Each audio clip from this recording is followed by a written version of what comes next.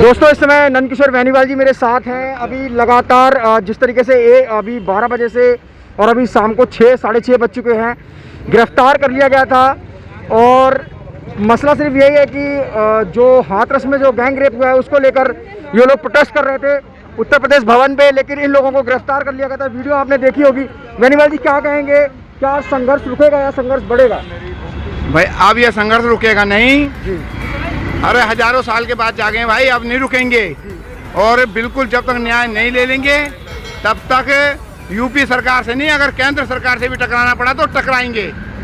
ये लड़ाई अब मान सम्मान की हो गई है हमारी। अभी हाथरस में राहुल गांधी और प्रियंका गांधी को भी गिरफ्तार कर लिया गया है। तमाम जो भी लीडर हो रहे हैं उनको गिरफ्तार कर लिया गया है। क्या कहेंगे, उत्तर प्रदेश की जो सरकार है क्या दिखाना चाहती है? उत्तर प्रदेश की सरकार ही नहीं, केंद्र सरकार भी ये पूरे तरीके से तानाशाही हिटलरशाही है। ऐसी कभी नहीं देखी कि विपक्ष के नेताओं के साथ इस तरीके से धक्का मुक्की, इस तरीके के बदसलूकी कभी हमने जीवन में नहीं देखी। हम दिल्ली में ही पैदा हुए हैं और राजनीति के बहुत सारे उतार चढ़ाव देखे, मगर इस तरीके का जो गंदा खेल यूपी में और सेंट्रल गवर्नमेंट खेल रही है, इस तरीके का कभी नहीं हुआ। अरे लोग न्याय मांग रहे हैं एक बच्ची के लिए, भारत की बेटी के लिए, इसमें कौन सा अपराध कर रहे हैं? और पुलिस इस तरीके से पेश आ रही है जैसे कि हम लोग कोई बहुत बड़े अपराधी हों। तो ये एक तरीके का तानाशाही है और इस तानाशाही को हम खत्म करके रहेंगे, इसको छोड़ेंगे नहीं। सरकार अगर खत्म करनी पड़ेगी तो करेंगे, समय से पहले करेंगे इसको। मन से अभी हम लोग यहाँ मंदिर मार्ग थाने में अरेस्ट थे, वहाँ से हम लोग आए हैं अभी। और मैं समाज से एक विनती करना चाहता हूँ कि सफाई कर्मचारी जितने भी हैं दिल्ली और देश के, प्लीज़ आपसे हाथ जोड़ के विनती है, हफ्ता 10 दिन के लिए पूरे देश का सफाई काम का जो कार्य है उसको बंद कर दीजिए, ताकि इनको ये पता लग सके कि हम ये जो हमें कमज़ोर समझ रहे हैं, इनको बताना चाहते हैं कि हम कमज़ोर नहीं हैं। ये पूरा देश हमारे दम पे चल रहा है। सफाई का काम मेरी आप सबसे विनती है, पूरे देश में सफाई का कार्य बंद किया जाना चाहिए। ये बंद होने से इनको पता लग जाएगा कि हम कितने ताकतवर हैं। हम ऐसे नहीं हैं, देश का बहुत बड़ा हिस्सा है। जैसे बॉर्डर पे सैनिक अपनी जान की बाजी लगा के काम करता है, ऐसे देश को साफ सुथरा स्वस्थ रखने में हमारी भूमिका है। ये है और सभी, हाँ बिल्कुल, मैं बता तो रहा हूँ, वो एक बलात्कार नहीं है, समय समय पे समाज का भी बलात्कार किया जाएगा।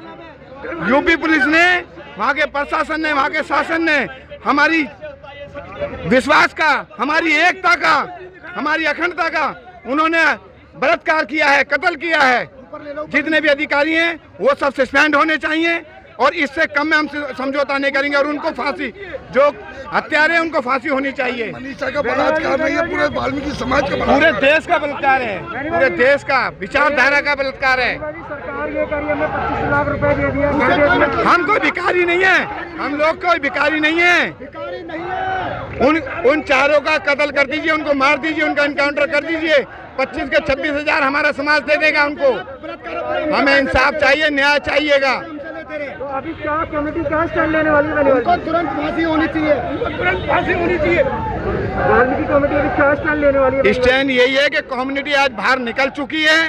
हजारों साल के बाद हम लोग जागे हैं, बाहर निकले हैं। अब हम चैन से बैठने वाले नहीं हैं। यही मनीषा ही नहीं, और जितने भी इन्होंने जुल्म और अत्याचार करे जा रहे हैं दलितों पे, जितने हमारी बहनों के साथ हो रहे हैं, चाहे वो यूपी में है, चाहे राजस्थान में, चाहे दिल्ली में, हमारी आवाज़ अब सबके लिए है।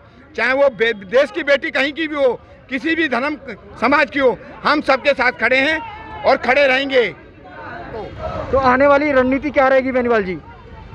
रणनीति यही है कि ये आंदोलन अब रुकने वाला नहीं है। जब तक हमें न्याय नहीं मिल जाता, किसी कीमत पर नहीं रोकेंगे, चाहे इसके लिए हमें अपनी जान की बाजी लगानी पड़े, लगाएंगे। अब ये आंदोलन रुकेगा नहीं। दोषियों को सजा मिलेगी, मिलेगी, सरकार को देनी पड़ेगी दोषियों को सजा। हम ये हाल कर देंगे सरकार का। तो ये दिल्ली कैंट छावनी से पार्षद नंदकिशोर बेनीवाल जी मेरे साथ हैं। लगातार अभी सुबह से इन्हें मंदिर मार्ग थाने में गिरफ्तार कर लिया गया था धारा 144 का हवाला देकर। लेकिन कहीं ना कहीं लोकतंत्र में नंदकिशोर बेनीवाल जी अपनी आवाज़ लगातार उठा रहे थे और उस पीड़ित के लिए उठा रहे थे जिसके साथ इतनी बर्बरता हुई है। आप देख सकते हैं तमाम महिलाएं यहाँ पर हैं और सभी के हाथ में कैंडल है। कहीं ना कहीं वो एक इंसाफ दिलाना चाहती हैं उस बच्ची को जिसके साथ ये तमाम घटनाएं हाथरस में हुई हैं।